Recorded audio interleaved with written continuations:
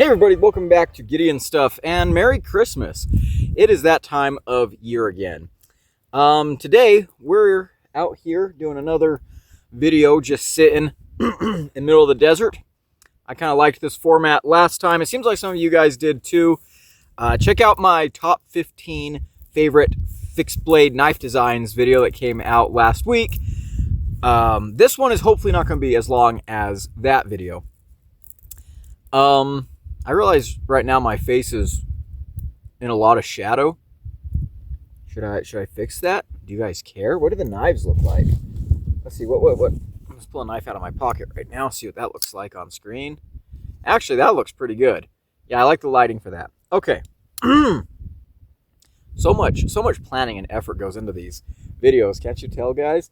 Actually, normally when I do my end of the year videos, I save them until I go back. I don't film them until I go back home to visit family for the holidays, and then I'll take some time and I'll go out in the mountains and I'll film it out in the snow. I'll wear like a Santa hat. I'll have like jingle bells or Christmas tree lights or something. This year, that's not happening. I've just been too busy. Things just been going too quick. I'm not even going home to visit family until the 23rd, and I have like a week, but I've just got 3 days this year, so I'm not going to waste any of that time filming videos. So let's get them filmed right now out in the desert. It is warm as balls. Actually, I probably don't even need this hoodie, but whatever. Okay, enough preamble. What are we taking a look at today? Today we're looking at the worst knives I reviewed in 2025. And this was kind of an interesting video for me. Normally, I keep notes throughout the year about things that I really liked, things that I really hated. This year, I didn't really do that. And so I was getting ready for this video. I looked back through my catalog of reviews from this year, and it struck me that I reviewed a lot of knives that were very mediocre, very bleh, right? They weren't good, but they also weren't terrible. There's a couple knives that come to mind, like the Buck Canoe, the Buck toothpick that I reviewed. Cool knives, you know. They're fun. They're fine knives. I gave them a recommendation, but they're not good enough that I would ever like talk about them in the best knives ever videos.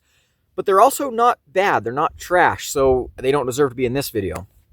However, I did come up with a couple of knives that definitely I think do deserve some shame on the channel. So let's go ahead and just dive right in without any further ado. I've got my backpack full of knives again, heavy as crap. Let's take this one and this one. Excuse me. Okay, so first thing that we're going to start off with is actually talking about 3 knives from the same brand. I reviewed 3 SOG knives this year, and I wasn't very impressed with any of them. Let's start off with the Survivor's Edge. This was probably the best SOG knife that I reviewed. You can find these all over the place. You know, just a kind of a short little wacky knife. Comes with this lanyard and stuff. I actually turned mine into a hangman's noose for whatever reason. I don't know. That's kind of ominous. It's okay. This is like, I think this is 5CR steel or whatever, plastic scales. It's not great. It is a super affordable knife though, which does, you know, give it some points and helps it to not be, you know, the worst knife ever. I would not say this is the worst knife ever, but it just misses the mark on a lot of basic things. It doesn't cut particularly well. The materials are a letdown. The sheath is not, you know, amazing. It's just not all that great, but it is a super affordable knife. So do I really want to, you know, rail on it that hard? I don't know. You know, this is the kind of knife that I guess is better than nothing if this is all you have by some unfortunate circumstance, but this is not a knife that I would ever like recommend to someone over anything else. And actually, this is the kind of knife where if I'm on a camping trip with some buddies and one of them has this, I will probably give them my Mora because they need a better knife. So yeah, there's that. The next knife is actually the SOG or the SOG or whatever field knife. I don't have it anymore because I actually gave it to my cousin Austin and he destroyed it over on his channel, Bull of the Woods. He hasn't uploaded anything in a while, so I need you guys to all go to his channel and start pestering him in the comments section and tell him to upload some freaking content because he's really, really funny. He's got a lot of good stuff going. Go bother him about that. I was not very impressed with this knife. I thought the size was really weird to me. It was a short knife, but not like small enough to be an easy EDC knife. Like I wouldn't want to carry it around with me every day, but it wasn't big enough to make sense as like a survival knife. It had like a clip point hollow ground recurve blade, which sounds great for like processing game. Maybe it's a good hunting knife. It was a good, size for hunting knife, 4.5-inch blade. But the spine thickness was ridiculously thick, way thicker than I would want for a hunting knife. And it had rubberized grips, which again, oh, awesome, hunting knife, non-slip grip. But it felt like it wasn't good at anything in particular. It was trying to do a lot of things. It was trying to be overbuilt, but not big enough to do serious tasks. It was small enough to be nimble, but then they gave it a ridiculously thick blade stock. I just did not like the knife. I did not get it at all, and it left a really sour taste in my mouth. I actually got it in the same pack with this knife. So I was making the field knife for years and years. You can find them all over the place. You can buy them by themselves. They're in like every holiday pack SOG does. They have a holiday pack with the field knife out right now. And I'm just not a huge fan of that knife. Honestly, to me, it kind of is a knife that would make the most sense as a self-defense knife, if anything. And even at that point, I think there's much better options that you can get, even if you just want to, spend a couple bucks more. And the sheath really, really sucks. It's just not a good knife. Maybe it's passable as like a throw it in your glove box, throw it in your toolbox kind of knife. But even then, there's just so many other options. I don't know why anyone would ever choose that knife.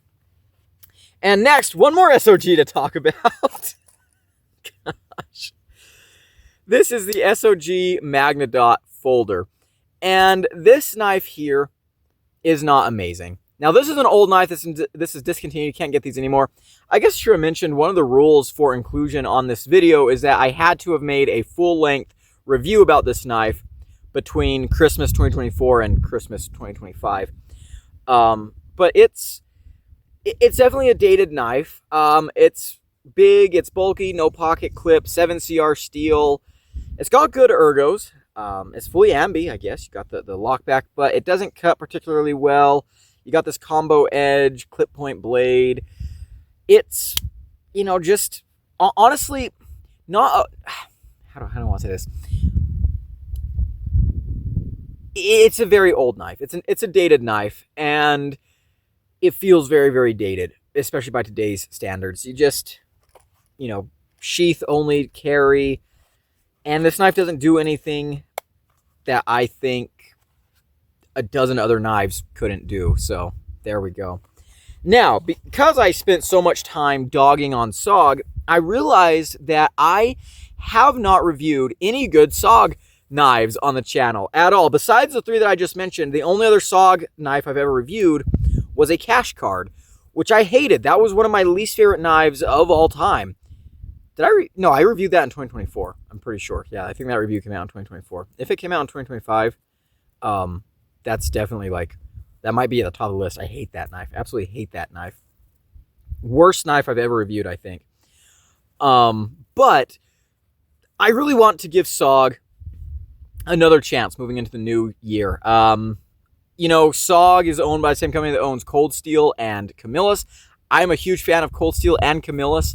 And so it kind of makes sense that, I should give SOG another chance because I've been so underexposed to them. And so with that being said, you guys leave me some comments down below recommending some SOG knives that you want me to take a look at in 2026, and I will try to get around to them. There's a couple that I've already got on my list. You know, I know they make some good knives. I want to take a look at the Terminus. I want to take a look at, I can't remember their names right now, but there's a couple of knives, fixed blades and folders, I have thought, that looks pretty cool. One of these days I'll take a look at that, and it just hasn't happened yet. So leave me with some recommendations of your favorite SOG products. All right, next up, let's go to another folding knife. And this one might surprise you guys a little bit because I did give it a fairly good review, but I don't think it's a really good knife. And that is the Gerber Slim Sada. Now, one of the reasons I gave this a somewhat positive review when I reviewed it was because this is the best of the Asada line of knives from Gerber, and I do think there are some things about this knife that are really, really good. The ergonomics the ergonomic lines actually work out really, really well. I do like the blade and the blade shape. I like the micarta with the red aluminum standoffs. I like Gerber's little pinch plate. It's got a lot going for it. I actually think the design could be great. And I can kind of give Gerber credit for trying with this one. But it's also got a lot of just the horrible, horrible issues that the Slim Sada line struggles with. Number one, kind of a subpar action. The action on this one has gotten a lot better, but out of the box it was just horrible. It took a lot of tinkering. And an absolutely atrocious lock bar. This thing is like blade sharp. This thing is so uncomfortable to disengage. The clip is not amazing. You know, things that have been issues with every single, you know, you have the Mini Sada, the Asada, now the Slim Sada. All of them have had these issues with the lock bar. Gerber, why haven't you fixed that? This is not good. It's not how you want to do a lock bar. But I think the thing that frustrates me the most with this knife is it shows a clear effort from Gerber, a clear desire to make a good knife, or at least to try to make a good knife, but they're missing the mark. I picked mine up for like 19 bucks, which is awesome.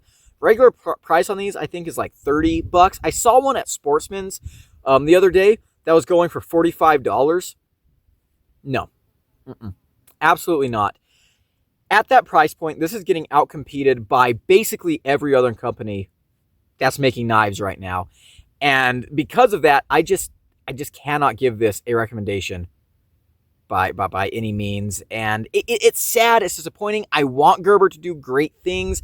I thought this knife was a step in the right direction, but it's just not competitive. And there are a lot of things that after I was done carrying this knife for review, I put it away and I have not carried it since. And I really don't see that changing moving forward. This is just not a knife that, as much as I want to like it, again, I do actually like the overall profile. I do like the design. I like the idea behind this knife. But the sharpening, for one, out of the factory was some of the worst I've ever seen. Access, you know, the lock bar is horrible. The action was not great. The pocket clip's not amazing. Gerber, I'm rooting for you. I want you guys to do really, really good. But you've got to start, you know, dialing in those little details that just make your knives kind of trash. Folding knives, at least. Yeah, it's sad. D2 steel on this one, if I didn't mention it. Steel frame lock. Micarta. Scales. I really, really wanted to like this knife, and I thought that maybe I could, you know, really look around some of the big flaws because I only paid 20 bucks for it. But, yeah, even though it's the best of the Asada line, it's still just not a good knife compared to a lot of other things. Even a lot of other things that I reviewed this year that are cheaper than that knife. So, yeah, kind of a letdown.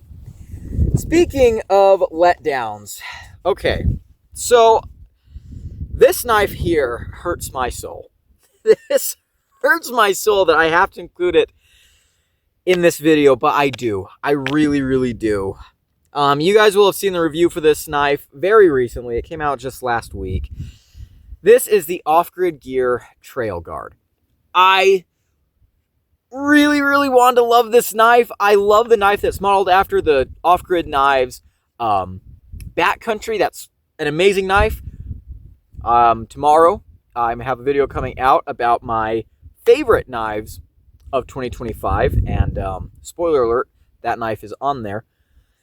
But this one just missed the mark in so many ways. So many ways. You can see here that this one does not look like it's that used or abused, and it's not. It's because this knife just didn't work for me, and so I didn't take it on adventures with me very often. Number one issue, 7CR steel. This is a $30 knife. I wish they could have put something, like even 8CR, honestly. But 7CR, the edge retention was absolute trash. In the review, when I went to do the review cutting for this knife, I had used it before the review cutting, but like very, very lightly, and it was dull, and it went dull at the review cutting going through cardboard. Just wasn't really a fan of that. They did do some things with this knife that I was excited about, like adding jimping up here, which I do think is an improvement over the more expensive version. But somehow they messed up the ergonomics. These plastic scales have hot spots that the Backcountry doesn't have, even though they're almost the same profile. But the biggest thing with this knife, the biggest issue, the thing that really, really puts this knife in this video is the hollow grind. They should not have done a hollow grind with this knife. They should have stuck with a flat grind. If you go and watch the review for this knife, again, that came out last week, there's a section in there where I compare this knife to the Backcountry side by side. We do batoning, we do some feather sticking, and you can see how much of a difference this hollow grind makes when compared to the saber grind on the other one. That saber grind was able to feather stick a lot better. It batoned like a dream. This knife, one of the worst batoning knives in this size class that I've ever handled. That hollow grind just, you'd get up to the flats and it'd stop. You'd stop moving. Absolutely horrible, horrible outdoor survival knife. And that's, this is the kind of knife that I want to take with me camping. I want to take this with me backpacking. I want to take this on adventures.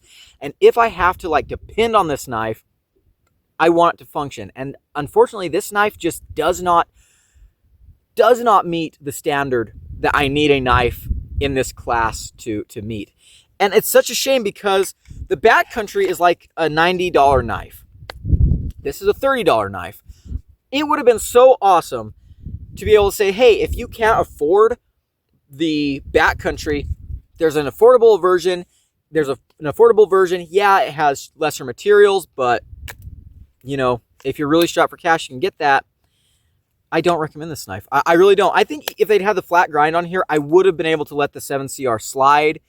I still wasn't impressed with that, but, just the geometry of this knife did not work for me. And that is kind of a shame. Again, I really wanted to love this knife. I so wanted to love this knife. I wanted this to be a super recommendable knife, and it's not, unfortunately. So, there we go. Honestly, this is probably my most disappointing knife of the year. The other knives, like the SOG knives, yeah, those are cheap, budgety bleh type of knives. The Gerber is a Gerber, but that knife there, I want to love because I love the Backcountry. I love off-grid knives in general. I had such high hopes of that knife, and it let me down. It really, really dropped the ball. So, it hurts. Man, that one hurts. That hurts so, so much, but gosh, just such a shame. But that's going to be it for today's video, guys. Thank you so much for watching. Tune in tomorrow, Christmas Day, for my best knives of the year video. Now, that one should be a lot of fun. But, yeah, that's all I've got for you guys. Big shout out to my channel members at the Cowboy level. I appreciate everything they do for the channel. If you want to become a member and support me directly, there is a link down below. As for the rest of you hooligans, if you enjoyed the video, leave it a like, comment below, and subscribe. I've been Gideon, and I'll see you in the next one. Merry Christmas and Happy Holidays.